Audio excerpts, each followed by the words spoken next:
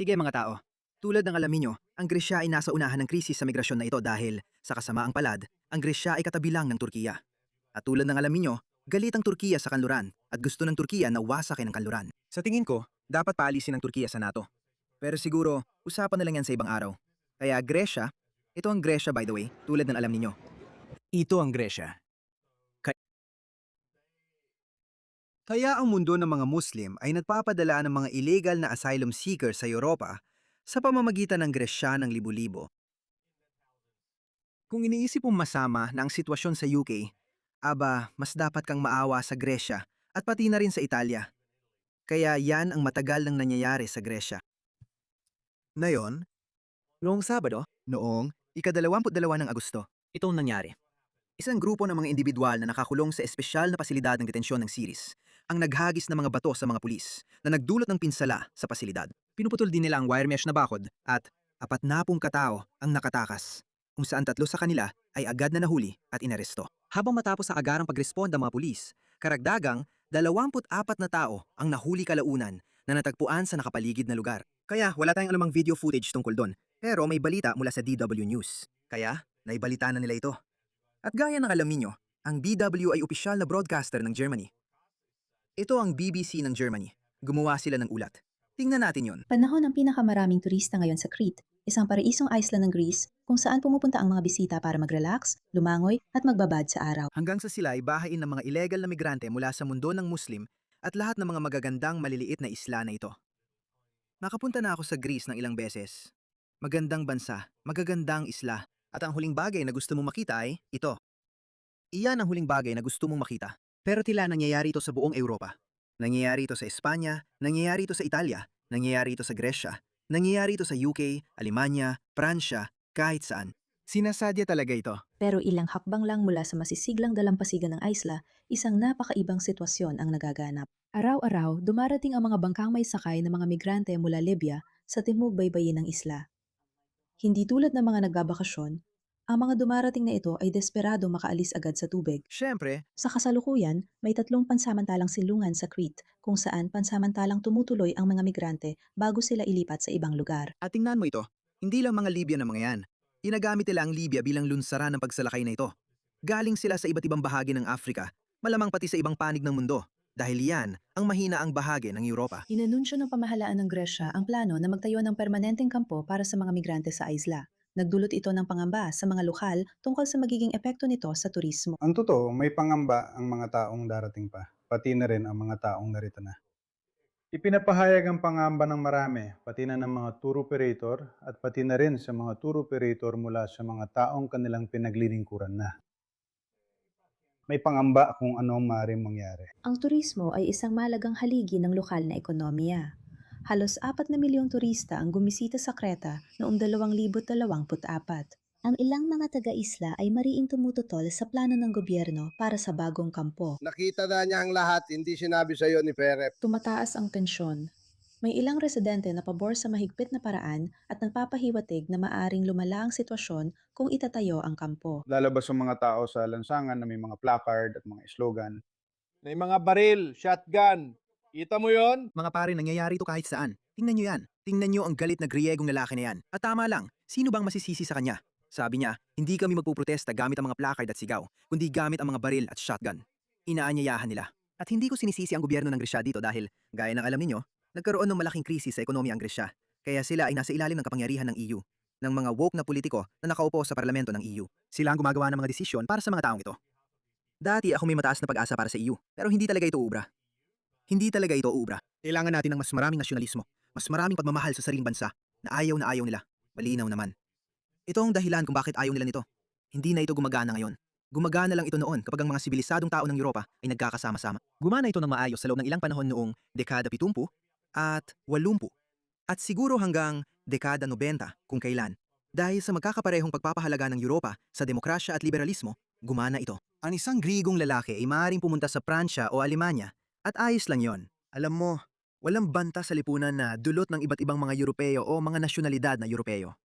Pero hindi ito gumagana. Hindi gumagana na ang isang pamahalaan para sa buong mundo kapag napakaraming ibang kultura na lubos na salungat sa mga pagpapahalagang kanluranin o pagpapahalagang ang Europeo. At iyon na yon. Iyan ang ginagawa nila sa atin. Pinupukaw nila ang kaguluhan sa lipunan.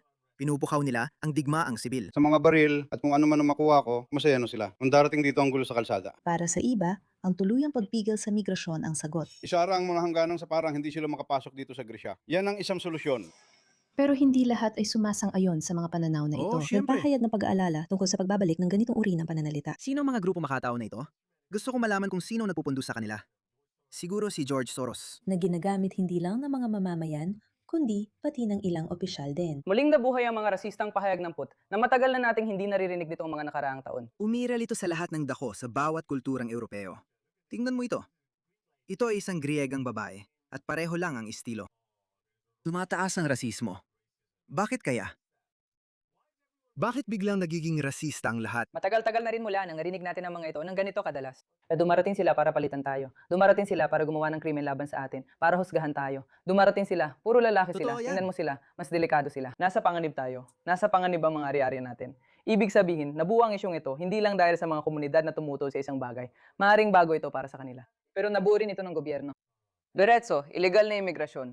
Narinig natin ng mga salitang ito na hindi dapat ginagamit ng mga pampublikong opisyal ang salitang illegal para sa isang tao. Ano ba yan?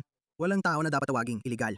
Oo, kahit ang mamamatay tao, hindi dapat tawaging illegal na mamamayan. Tama? Ano bang problema ng mga taong to? Seryoso, ano bang mali sa kanila? Tingnan mo, ibig kong sabihin, hindi mo talaga sila masisisi dahil, well, pwede naman natin silang sisihin pero maintindihan mo rin kung saan sila nanggagaling. Nagtatrabaho siya sa isang makataong NGO at ang sahod niya, ang pamumuhay niya, ang kabuhayan niya ay nakadepende talaga sa kwentong yon. Kaya kailangan nating baliwalain ang mga taong ito. Pero hindi lang mga grupong makatao ang nakakaramdam ng ganito. Talaga? Ganon din ang nararamdaman ng mga tao sa sektor ng turismo. Si Stelios Michalakis ay may-ari ng isang restaurant sa hilaga ng isla. Nanawagan siya ng pagkakaisa. Talaga? Habang naghahanap ng solusyon ang mga politiko, matibay ang paninindigan niya na dapat mauna ang malasakit. Dapat mayroong pagkakaisa o mula sa atin na hinakailangan dahil sa kritisismo. Siguro may nagbabayad sa kanya para magluto ng pagkain para sa mga taong ito. Kaya siguro booming ang negosyo niya. Pasensya na, hindi ako naniniwala sa kwento ng malasakit na yan. Hindi ako naniniwala. At mula doon, umaasa akong magiging maayos na ang kanilang landas. Mga politiko, mga patakaran. Pero tayo bilang mga tao ay nakikiisa sa mga taong ito. Plus, Amirus, Aporus, Korizubyan. Sumasang-ayon din ang iba pang mga lokal. May mga kwarto na available. Mga pare, hindi ko alam kung ano yon. Ibig kong sabihin, hindi tayo pwedeng maging lubos na nagdududa sa mga intensyon nila. Baka nga naman talagang nahihirapan sila dito. Sinasabi ko na hindi ito empatyang mapanira sa sarili. Sinasabi ko na ito ay pagkahumaling sa pagpapakamatay. May mga kwarto na available ngayon. Tawagan ng numerong ito, tawagan si George. Siguro, ewan ko, hindi ko maintindihan yon. Kailangan ninyo magbigay sa kanila ng kaunting tulong hanggang sa. May-ari ng hotel. Sige, malinaw na. Kaya dapat bigyan sila ng tulong. Kaya bayaran mo ako. Sige, bibigyan ko sila ng matutuluyan. Paano yon? May lipat sila sa mas mabuting lugar para sa kanila. Para sa mga lokal na otoridad, mahirap itong balansehin sa pagitan ng pagtanggap sa mga migrante at opinyon ng publiko. Gusto nilang marinig ang kanilang boses at nagbababala sila tungkol sa banta sa pinakamahalagang pinagkukunan ng kita ng isla, ang turismo. Dapat din marinig balang araw ang lokal na sariling pamahalaan sa una at ikalawang antas at ang ministeryo, pati na rin ang mga grupo na nagsasabing lahat ng ito ay maaari magdulot ng mga problema sa produktong tinatawag na turismo. Dumarating siya nang hindi kumukonsulta sa lokal na Isipin mo ang isang taga-Sub-Saharan Africa dito. O isang Libyan o isang Syrian. Hindi pa sila nakakakita ng babae. Tapos makikita nila ito. Pasensya na. sa mga desisyon na para sa amin ay masyadong matindi. Hindi kakayanin ng isla. Hindi lang sa usapin ng turismo, kundi pati na rin sa usapin ng mga infrastruktura. Kung paano haharapin ng isla ang dumaraming bilang ng mga dumarating na migrante ang magtatakda kung ano ang susunod na mangyayari. Pero habang nadedesisyon pa ang mga politiko kung ano ang gagawin, patuloy pa ring dumarating ang mga turista at mga migrante. Ayan mga kaibigan. Kaya ang close control structure sa lokasyong Clady sa munisipalidad ng Sintiki sa Siriza. Pasensya na, medyo nabubulol ako. Ang mga pagbigkas na ito ay nauwi sa isang tensyonadong sitwasyon noong Sabado ng gabi, kung saan nagkaroon ng kaguluhan ng mga migrante, nagpanatiling alerto sa mga otoridad ng ilang oras. Kaya, malinaw na hindi masaya ang mga taong ito na nasa mga detention center. Pero may kutob ako na lalo pa itong dadami. Dahil maari kang magdala ng isa pang bilyong migrante mula sa Afrika, Timog Asya at Gitnang Silangan, At patuloy na darating ang mga taong ito. Ang kanlurang Europa o ang sibilisadong bahagi ng Europa, sa totoo lang, ang buong Europa, kahit sa laki ng lupa, ay isang napakaliit na kontinente. Mas maliit ang buong Europa. Kasya yan sa loob ng Estados Unidos. Ilan ba ang kayang magkasya sa maliit na kontinenteng ito? Ilang tao ba ang kayang magkasya rito?